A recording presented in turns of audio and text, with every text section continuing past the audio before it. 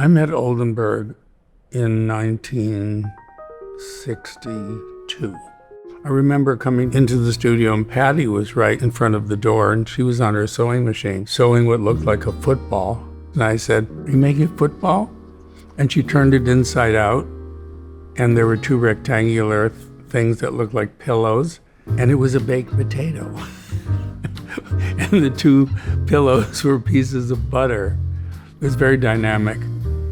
And that was the first time I met Claes. And then, we just hit it off so well. He had made the store in New York, and I asked him if we could recreate the store to a lesser extent in Boston, and we did. And people thought we were completely crazy. We were selling ice cream sundaes and the lingerie counter with lots of corsets and bras hanging and stuff like that. I clearly thought he was the most radical sculptor, changing the history of what sculpture can be. Sculpture is always a solid object. His objects are melting.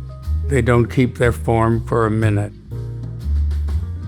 So Oldenburg, in a very egalitarian way, wanted his work to be enjoyed by everyone.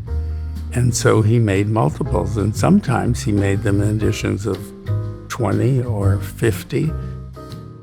This exhibition in Tokyo is very much about Oldenburg's reach into the public domain for his work and to influence how we see these common objects and how transformative they are. I think it changes the way you see ordinary objects. That is his genius.